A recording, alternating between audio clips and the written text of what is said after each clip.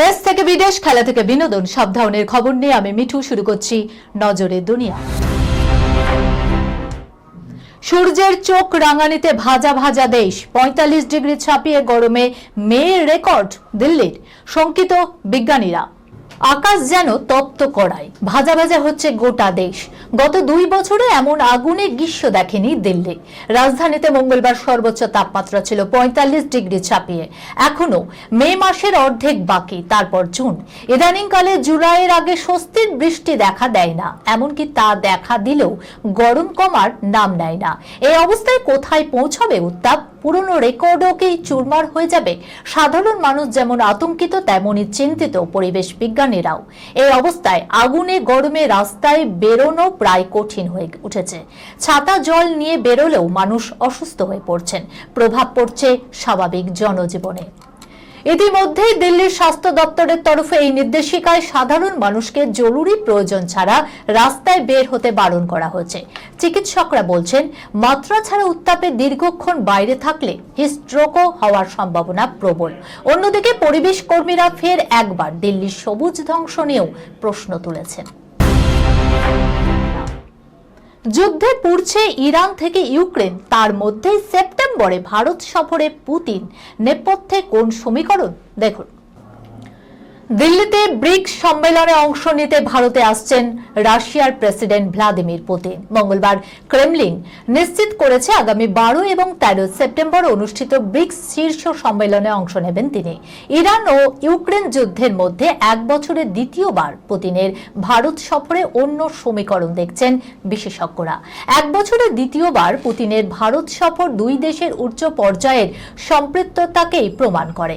রাশিয়ার রাষ্ট্রপ্রধানের চলতি পরে ভারত ও রাশিয়ার মধ্যে কৌশলগত ও প্রতিরক্ষা সহযোগিতা আরো গভীর হবে বলে মনে করা হচ্ছে। বিশেষজ্ঞদের ধারণা, ইউক্রেন ও ইরান যুদ্ধের মধ্যে পুতিনের এই সফরে জ্বালানি সংকট নিয়ে কথা হতে পারে।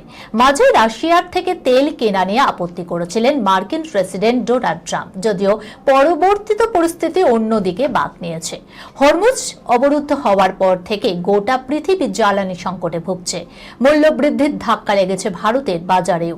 এই পরিস্থিতিতে মোদি পুতিন বৈঠক বিশেষভাবে তাৎপর্যপূর্ণ। পুত্র সন্তান জন্ম দিতে না পারার ব্যর্থতায় স্ত্রীর গোপনাঙ্গে অ্যাসিড ঢেলে দিল স্বামী। এরপর কি ঘটল দেখুন। নৃশংস মর্মান্তিক ঘটনা, ছেলে হচ্ছে না কেন, এই অভিযোগে স্ত্রীর গোপনাঙ্গে অ্যাসিড ঢেলে দিল স্বামী। ঘটনাটি ঘটেছে পুনের হাভেলি তালুকের একটি গ্রামে। দম্পতির ২ কন্যা সন্তান আগেই রয়েছে, তার জন্য প্রায় স্ত্রীকে গালিগালাজ মারধর করত স্বামী। কিন্তু গত ২০ এপ্রিল পরিস্থিতি চরমে ওঠে।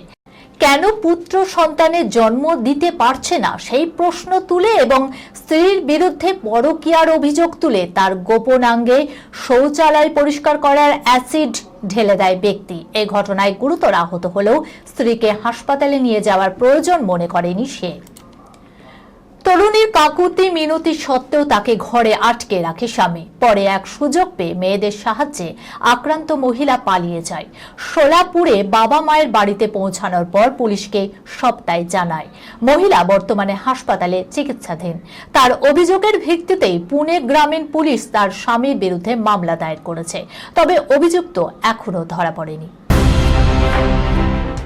৬০ বছরেও লড়তে ভুলিনি, জেলে ভরবে। পরপর পোস্টে কার উপর ক্ষোভ উগরে দিলেন সালমান খান দেখুন। পাপারাজ্জির উপরে ভয়ানক চটলেন সালমান খান। হাসপাতাল থেকে বেরোনোর সময় চিত্র সাংবাদিকরা লাইন দিয়ে দাঁড়িয়ে ছবি তুলছিলেন ভাইজানের। তা দেখে নিজেকে আর সামলাতে পারেননি। প্রথমে ক্ষুব্ধ চোখে ইশারায় বোঝালেন ব্যাপারটা তিনি একেবারে পছন্দ করছেন না। এরপর সোশ্যাল মিডিয়ায় একাধিক পোস্টে উগরে দিলেন ক্ষোভ। মনে করিয়ে দিলেন তার বয়স ৬০ বছর হলেও লড়তে তিনি ভোলেননি। প্রশ্ন তুললেন, ওই পাপারাজ্জিদের পরিবারের কেউ হাসপাতালে ভর্তি থাকলে তিনি এমনই কিছু করলে সেটা তাদের ভালো লাগতো? ভিডিওটি ভাইরাল হয়েছে ইতিমধ্যে। এই খবরের সঙ্গে শেষ করলাম আজকের নজরে দুনিয়া। আপনারা দেখছেন টিভি 24 বাংলা, সংবাদ বিনোদন সারাদিন সারা।